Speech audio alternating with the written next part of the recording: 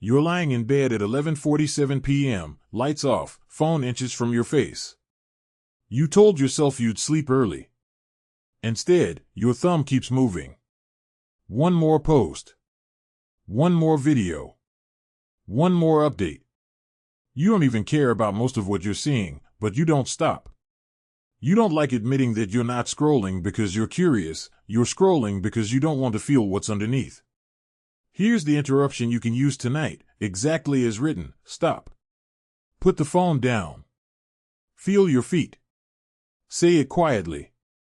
Then physically place your phone face down on the nightstand and press both feet into the mattress or floor. In the next 10 minutes, something subtle happens. The silence feels louder. Your chest feels tighter.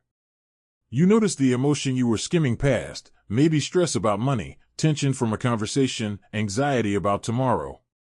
It's uncomfortable. But it's real. And you're still here. Educational content inspired by classical Stoic texts.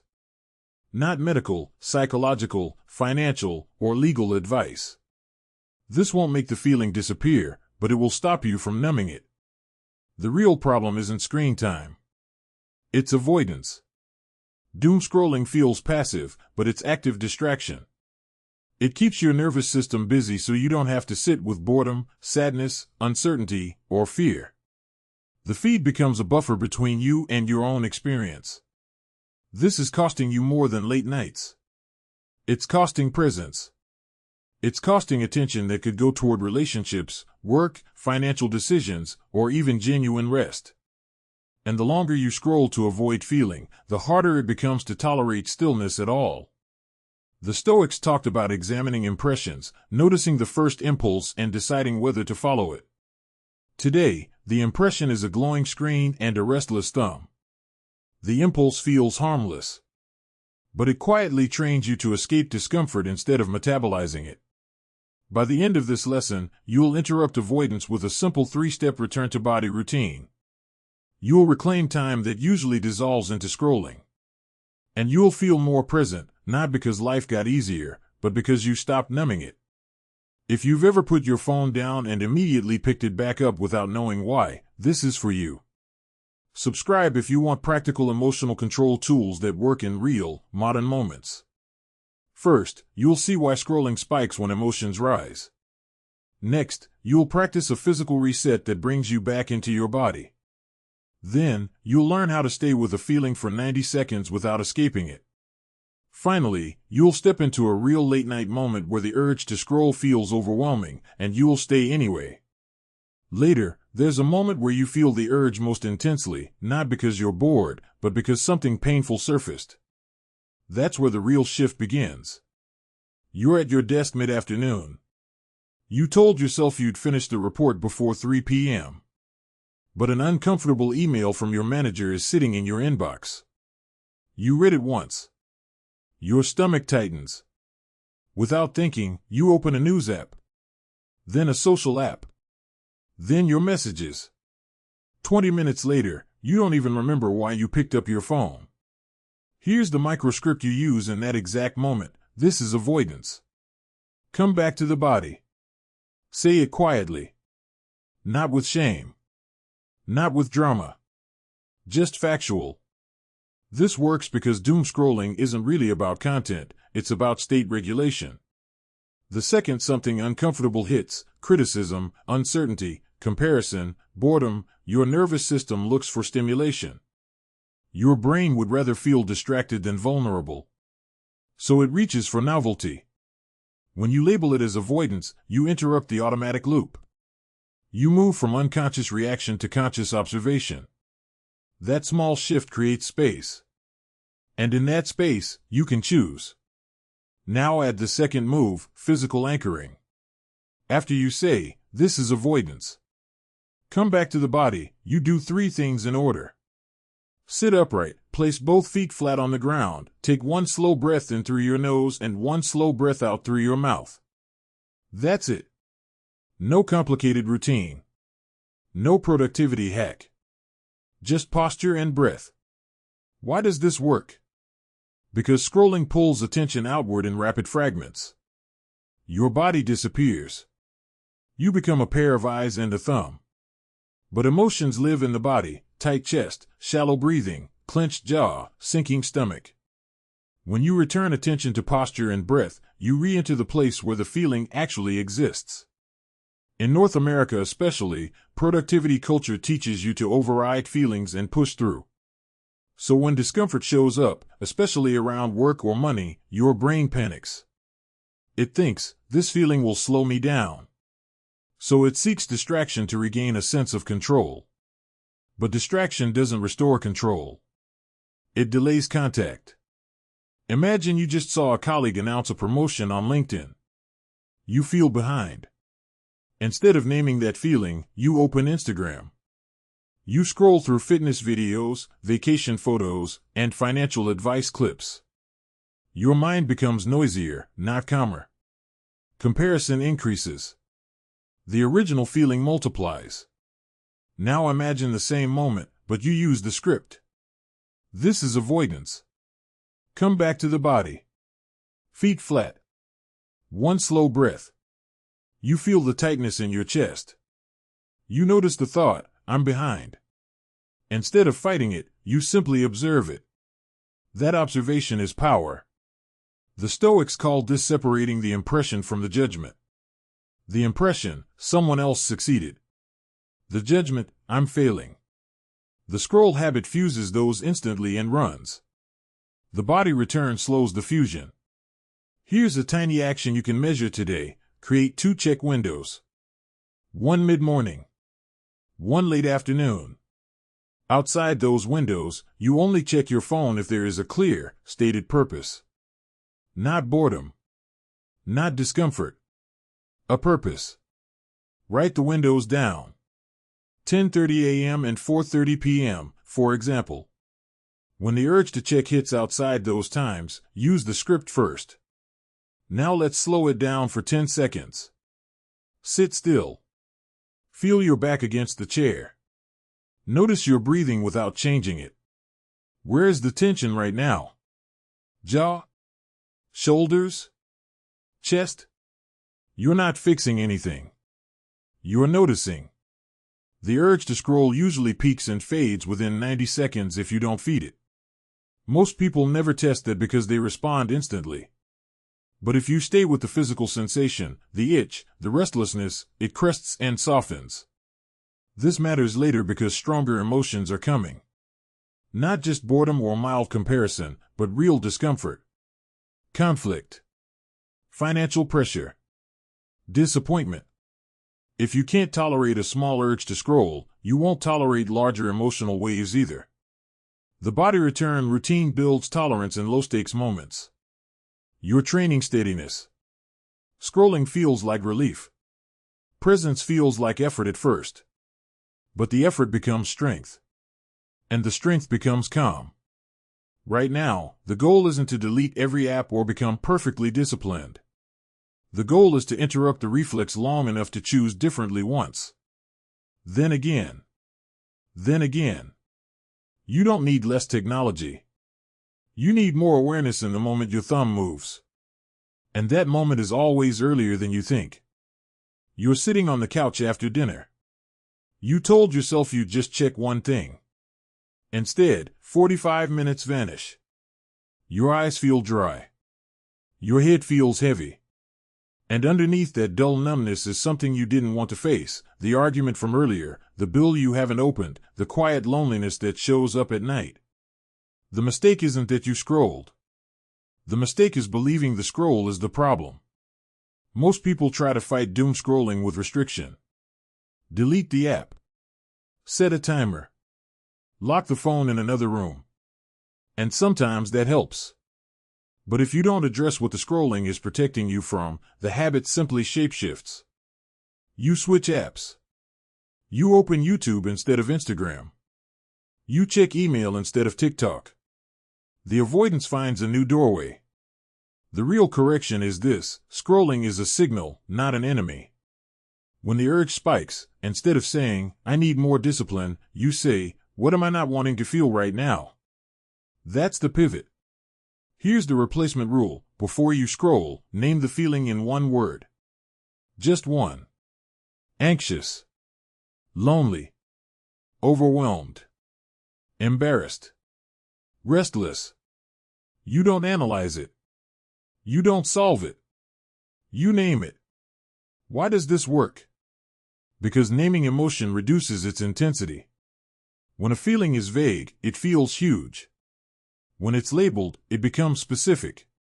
The Stoics emphasized clarity, seeing things as they are instead of letting imagination inflate them. A named feeling is grounded. An unnamed feeling expands. Picture a common North American moment. You're in your car after work in a grocery store parking lot. Engine off. You should go inside. Instead, you sit there scrolling. It feels easier to stay in the car than walk into fluorescent lights and decision fatigue. Now apply the correction. Pause. Put the phone on the passenger seat. Ask, what am I not wanting to feel? Maybe the answer is tired. Maybe it's alone. Maybe it's stressed about money. Say it once. Out loud if you can. Then take one slow breath. You'll notice something subtle. The urge doesn't disappear, but it softens. It's no longer random. It's connected to something real. And once it's real, you can respond intentionally instead of automatically. Here's your tiny action today. Pick one predictable scroll zone: the couch, the bed, the car, the bathroom. Just one. In that zone, you are required to name the feeling before unlocking any app. Not after. Before. If you forget and start scrolling, stop mid-scroll and name it anyway. That still counts. Now, quick pattern interrupt. Right now, what feeling are you trying to avoid this week? Don't answer quickly. Let it land. Most doom scrolling isn't about massive trauma or dramatic events. It's about small, repeated discomforts: feeling behind, feeling criticized, feeling uncertain about the future. The brain prefers stimulation over uncertainty. Novelty over ambiguity. But here's the deeper issue: when you consistently numb low-level discomfort, you shrink your tolerance for discomfort altogether. Then even small stressors feel overwhelming. And that drives more scrolling. It becomes a loop. Scroll to avoid feeling. Avoid feeling, tolerance shrinks. Tolerance shrinks, life feels heavier. Life feels heavier, scroll more. The correction breaks the loop at the earliest point: awareness. Later, when you face a bigger emotional wave, maybe bad news about work or tension in a relationship, this habit of naming becomes crucial. Because if you can sit with anxious for 30 seconds, you can sit with disappointed for a minute. And that minute changes how you act. Try this slow practice tonight. Sit somewhere quiet. No phone. No music. Set a timer for 2 minutes. During those 2 minutes, do nothing except notice what arises. Thoughts. Itches. Restlessness. Feelings. Label them gently as they appear. Planning. Worrying. Bored. Hungry. Uneasy.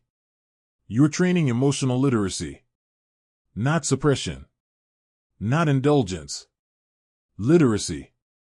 The goal isn't to eliminate scrolling completely. It's to stop using it as anesthesia. When you name what's underneath, you reclaim choice. You might still decide to scroll. But now it's deliberate, not reflexive. And that distinction, reflex versus response, is the foundation of emotional control. Because when you can tolerate feeling, you don't need to flee your own experience. And when you stop fleeing, presence becomes possible. There's a popular belief that doom scrolling is just a time management issue. If you had better discipline, better apps, better boundaries, you wouldn't do it. That belief is comforting because it keeps the problem technical. But it's incomplete. Doom scrolling is rarely about poor scheduling. It's about emotional overflow with no release valve.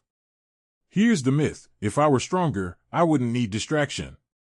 Here's the correction: distraction is what your nervous system reaches for when it feels unsafe, overloaded, or unprocessed. And if you attack the distraction without calming the system, you create internal conflict. Let's stress test this under pressure. You open your inbox and see an email from your manager. The subject line is vague, "We need to talk." Your chest tightens instantly. You don't even open it. Instead, you switch tabs. You check the news. Then social media. Then sports scores. Then your bank app. 10 minutes pass. Then 20. You tell yourself you're being lazy. But what actually happened is this: your body detected threat. The Stoics spoke about impressions, the first automatic reaction that hits you before reason engages. That spike of tension is an impression. It's not a verdict. It's a sensation. If you treat the sensation as danger, you flee. If you treat it as data, you stabilize. So here's the instruction. When you feel the scroll urge rise sharply after a trigger, do not fight it immediately. Instead, say this sentence: "This is activation, not emergency." Activation means your nervous system is alert. Emergency means something catastrophic is happening right now. Most of the time, it's activation. Then do this. Place one hand flat on your chest. Take one slow inhale through your nose for 4 seconds. Hold for 2. Exhale slowly through your mouth for 6. Do that twice. This is not self-help fluff. It's mechanical. Longer exhales stimulate the parasympathetic response, the braking system of your body. You are literally slowing the stress signal. Now, once your breathing steadies slightly, open the email. Or the bill. Or the message. Notice something important: the urge to scroll wasn't about curiosity. It was about postponing discomfort.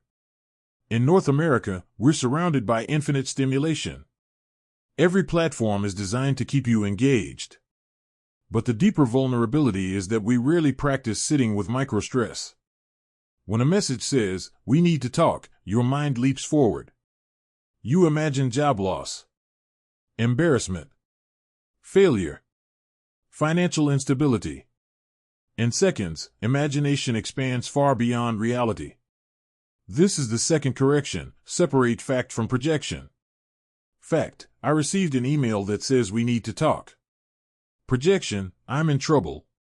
This is bad. I'm about to lose everything. You cannot regulate what you don't separate. Say the fact out loud. Only the fact. No interpretation. Then open the message. Maybe it's minor.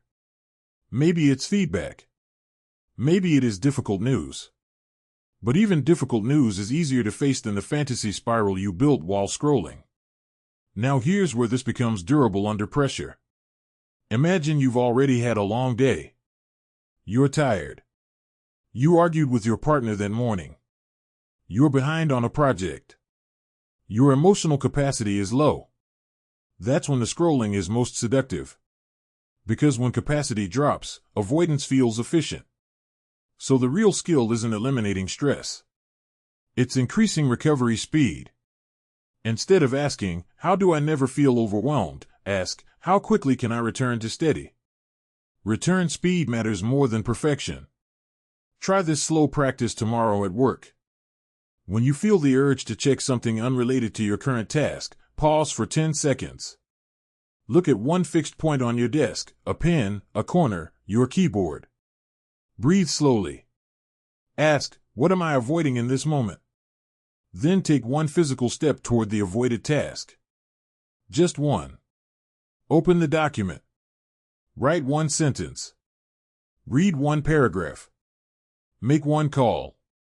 You are retraining your brain to move toward discomfort in small doses. That's resilience. And here's the key: resilience isn't loud. It doesn't feel heroic. It feels quiet. Almost boring.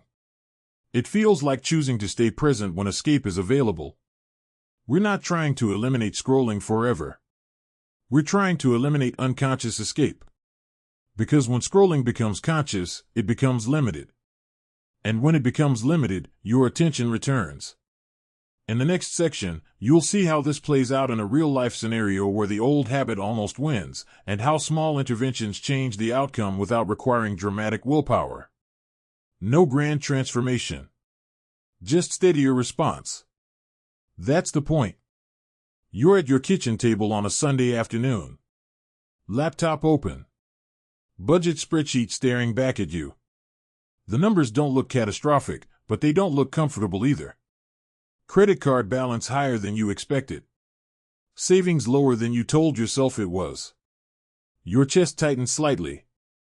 You tell yourself you'll just check something quickly before diving in. You pick up your phone. Instagram. News. Group chat. Sports highlights. Weather app. 15 minutes disappear. The spreadsheet is still open. The numbers haven't changed. But now you feel worse, not just stressed about money, but disappointed in yourself for avoiding it. This is where the old pattern almost wins. Your mind whispers, you're already behind.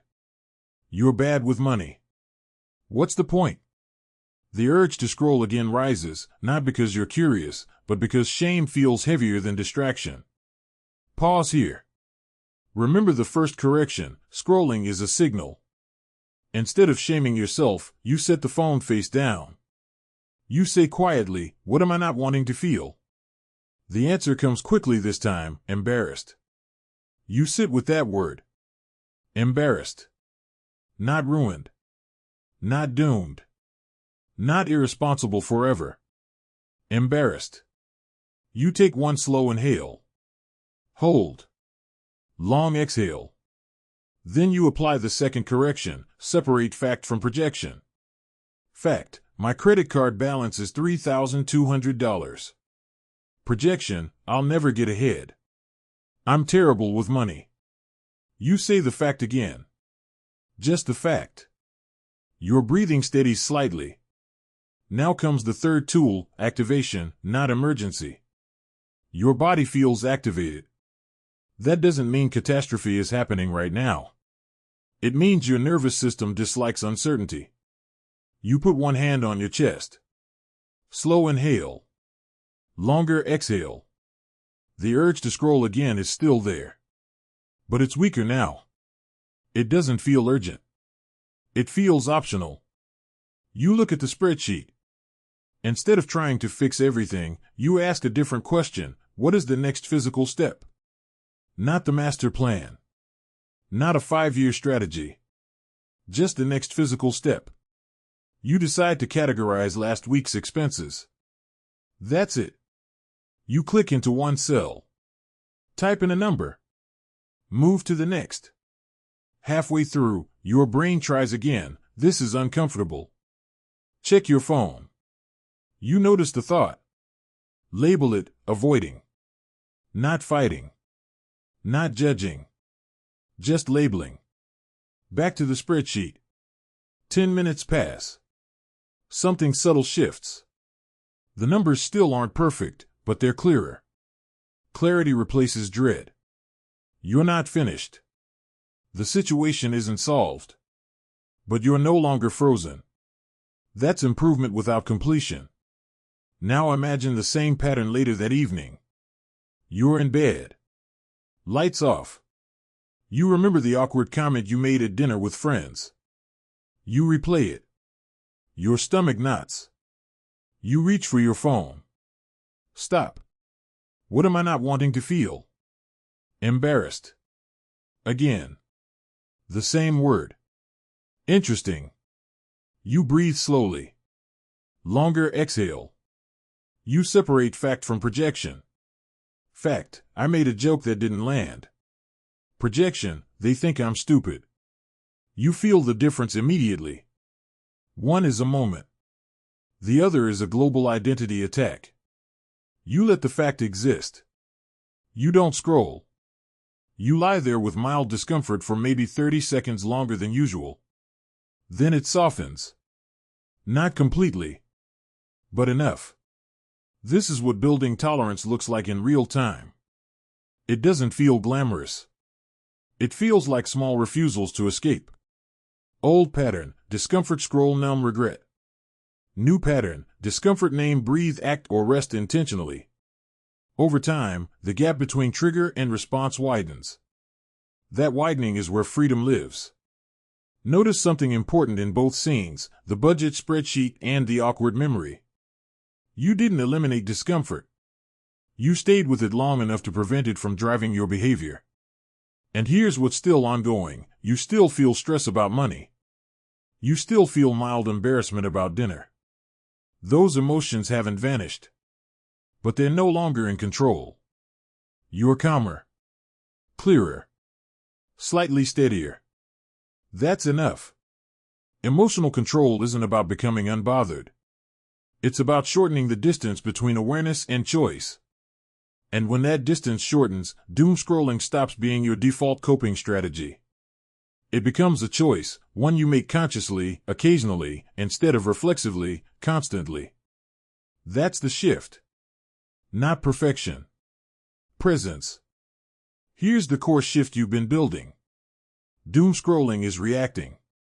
Returning to your body is responding. Reacting is automatic, fast, numbing. Responding is slower, intentional, and steady. When you scroll to avoid your feelings, your attention becomes scattered. Your nervous system stays activated underneath the distraction. The problem you were avoiding doesn't disappear, it waits for you. And when you finally look up from your phone, you feel both the original discomfort and the added layer of regret. But when you pause, name what you're feeling, and return to your body, something changes. You're no longer scattered. You're deliberate. You're not trying to eliminate emotion. You're containing it. That containment creates control. First, you learn to treat scrolling as a signal, not a character flaw. You stopped calling yourself lazy or undisciplined and started asking, what am I not wanting to feel? That question alone interrupted the autopilot pattern. Instead of shaming yourself into more avoidance, you created awareness.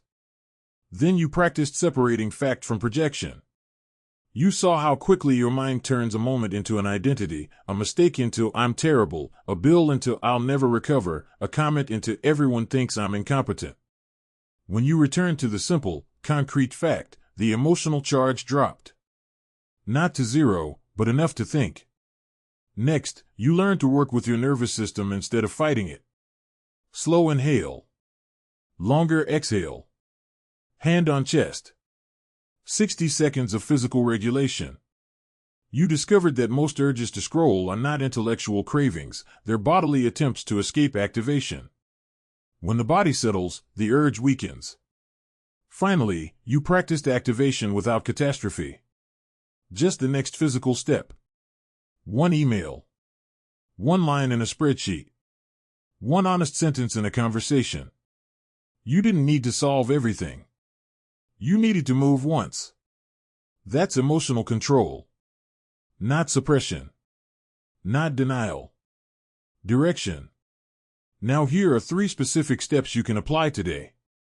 First, the 90-second pause rule. The next time you reach for your phone during discomfort, don't forbid yourself from scrolling. Just delay it. Set a 90-second timer. During those 90 seconds, ask, what am I not wanting to feel? Take 3 slow breaths with longer exhales. After the timer ends, you can still scroll if you choose. But most of the time, the intensity will have dropped enough that you won't need to. Second, the fact-only sentence. When you feel shame rising, write one sentence that contains only observable facts. No interpretation. No prediction. For example, I missed my savings goal this month by $400. Or my manager corrected me in the meeting.